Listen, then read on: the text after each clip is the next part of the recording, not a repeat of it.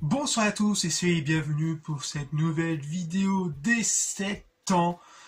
7 ans de la chaîne, 7 ans sur YouTube, et je vous remercie d'être toujours aussi nombreux sur la chaîne. Merci pour ce parcours et cette évolution incroyable à travers ce YouTube game qui m'a fait falloir le meilleur youtubeur du monde. Non, je déconne. Et pour cette occasion, j'avais pensé à faire une FAQ.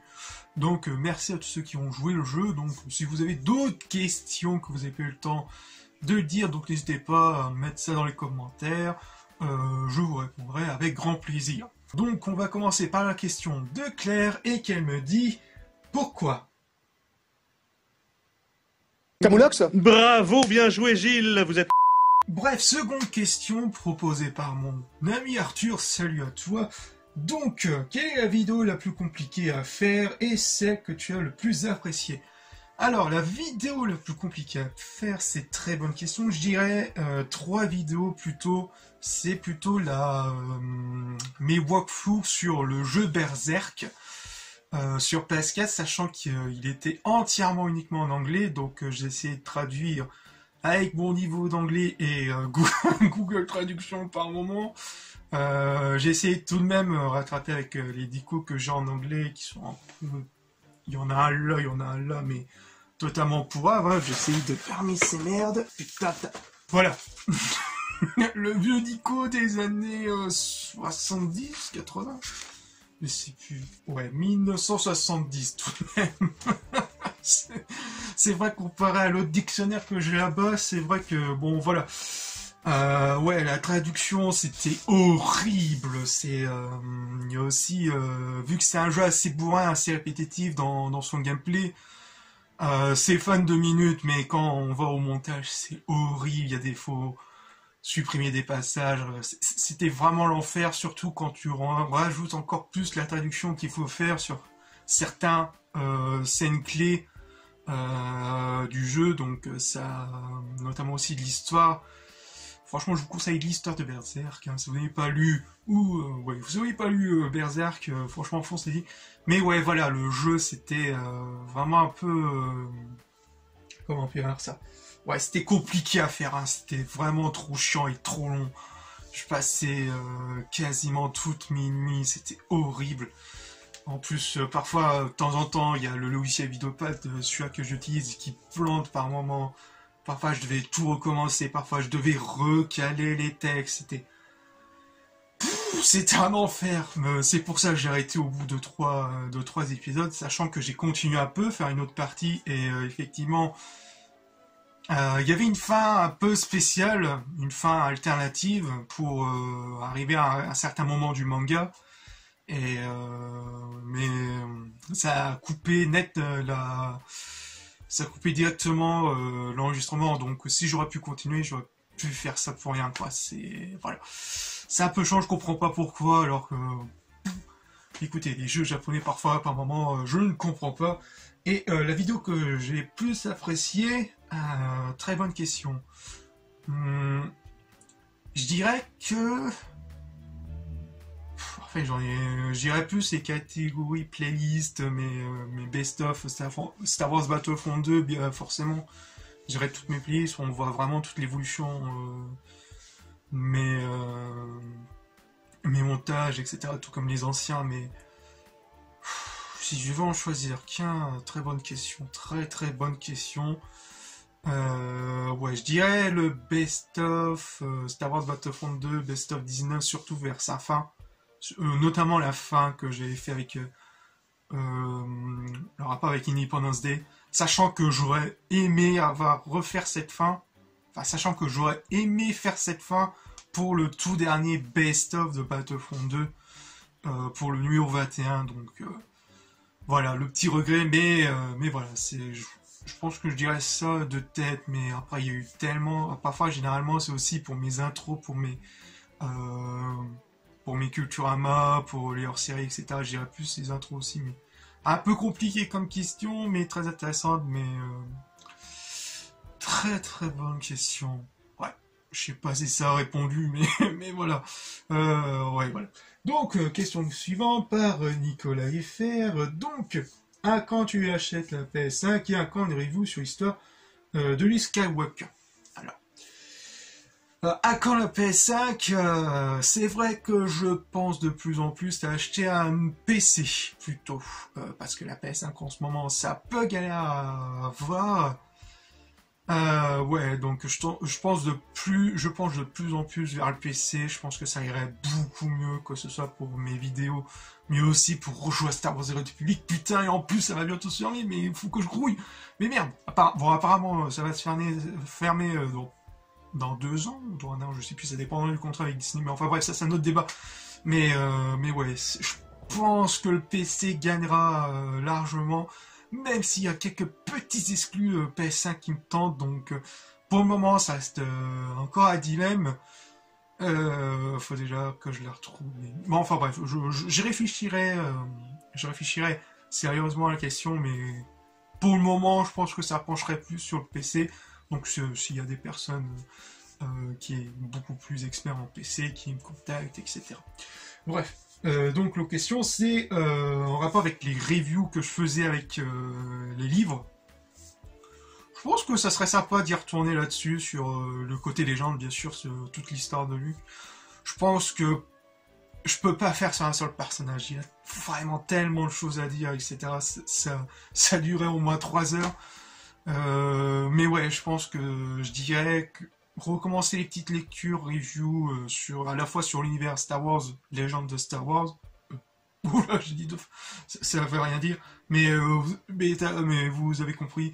Mais puis sur d'autres lectures, pourquoi pas relancer là-dessus. Ça pourrait être assez cool, sachant que je dois en faire un, je crois. Je sais plus lequel j'ai fini. Je crois que c'est l'Alliance Fatale. Pourquoi pas. Mais je pense que d'autres personnes, d'autres personnes savent faire mieux que moi en termes de présentation, etc. Donc on verra, j'y réfléchirai là-dessus. Donc ensuite, question de Yacine, es-tu gay? Who says I'm gay? You are gay. Ensuite, question de Raph. Feras-tu une critique sur la saga Alien et pourquoi pas sur les jeux vidéo? Alors,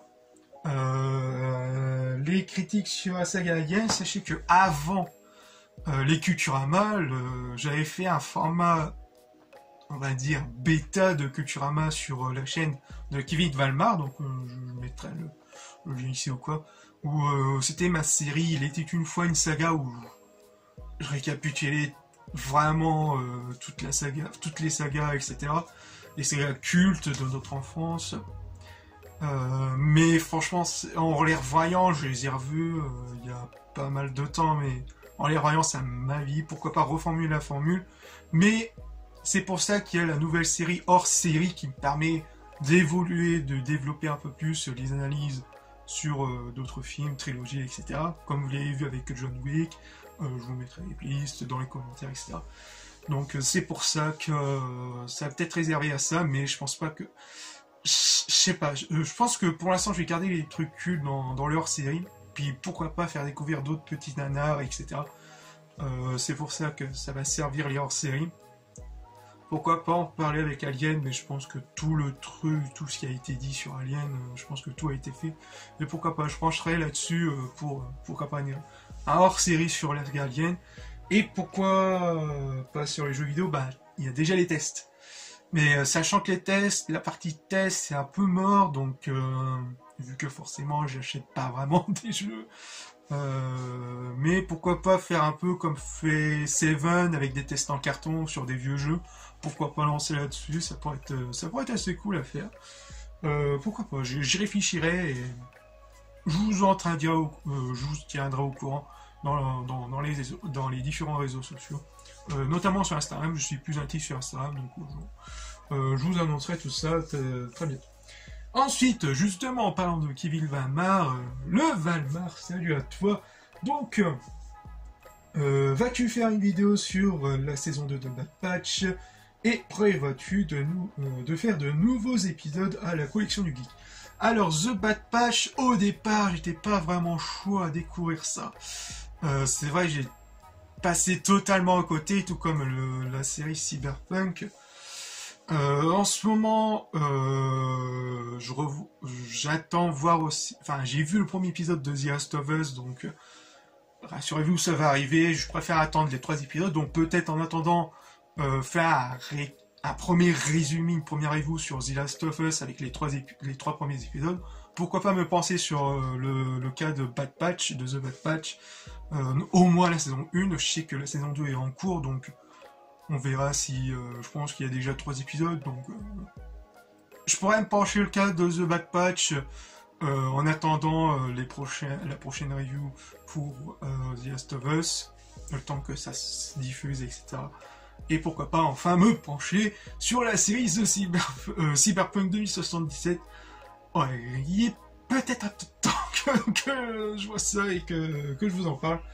Et pour la collection du geek, pour l'instant, je vais rester au point mort, je vais réfléchir, je vais tout de même y réfléchir.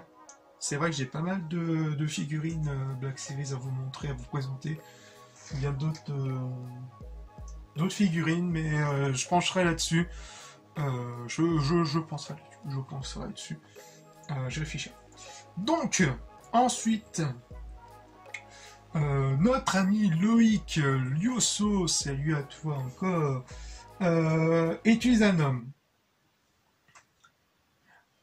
Non, je ne suis pas un homme, je vais vous dire la vérité. En fait, ceci n'est qu'un filtre. Ce n'est qu'un filtre, et je suis un hélicoptère Apache. Voilà. Donc, attention, j'appuie sur ce bouton-là, attention à avoir le choc. Voilà, comme vous pouvez le voir, je suis un hélicoptère Apache, voilà. Je sais que c'est très impressionnant, mais... D'autres questions de la part de Loïc, je sais que tu en as posé pas mal. Donc, pour quand la Madame Nicolas Cézot 68? Donc, pour les 7 ans, quels sont les projets à venir? Bah, pour l'instant, on part un peu sur les reviews, les hors-séries. Je pense que je vais continuer un peu sur cette lancée-là. Et justement, réfléchir sur... pour faire ressusciter, enfin, pour faire revenir plus ou moins les anciennes reviews, lectures ou justement la collection du geek, pourquoi pas relancer là-dessus, relancer un peu la machine pour voir comment ça va se passer, enfin comment, de quoi je vais présenter, etc. Je vais repenser là-dessus, je vais réfléchir. Donc pour le moment, comme la question suivante du changement dans le contenu, pour l'instant non, pour l'instant on garde ce cap-là, refaire revenir d'autres tests, etc. Bref, voilà, je pense que j'ai déjà tout dit pour au-dessus. Et dernière question de Loïc, feras-tu plus de live sur Twitch? Donc je vous invite tous à aller rejoindre ma chaîne Twitch, donc je relance un peu la machine. Pourquoi pas faire des lives le mercredi après-midi ou bien le samedi soir, si j'ai... Non, plutôt l'après-midi, parce que le soir, généralement, ça pourrait gêner soit mon frère, soit mes parents pour l'instant. Mais pour l'instant, ça reste encore après-midi. Pourquoi pas faire des lives le mercredi après-midi ou le samedi après-midi. Relancer un peu de temps en temps la machine de la chaîne Twitch. Pourquoi pas, je vous tiendrai au courant dans les réseaux sociaux, encore une fois. Mais voilà, donc si ça vous plaît, si vous préférez faire qu'on fasse des lives le mercredi après-midi ou bien le samedi après-midi, ça me dérangerait pas. Voilà, on a déjà fait le truc. Voilà, n'hésitez pas à me le dire dans les commentaires si vous êtes chaud pour qu'on relance quasiment la machine de la chaîne Twitch. Dernière question proposée par Michel Norbert. Donc, est-ce que tu m'aimes? Et si oui, sur une échelle de poireaux à banane, on en est où? Je dirais banane. Oh, Voilà, j'espère que cette petite FAQ vous aura plu pour ces 7 ans de bons et loyaux services de YouTube. Donc je vous remercie d'être toujours aussi fidèles et aussi nombreux sur la chaîne. Et encore une fois, un grand merci à vous. Voilà, donc on se retrouve pour de futures vidéos et de futurs lives sur Twitch. Peace.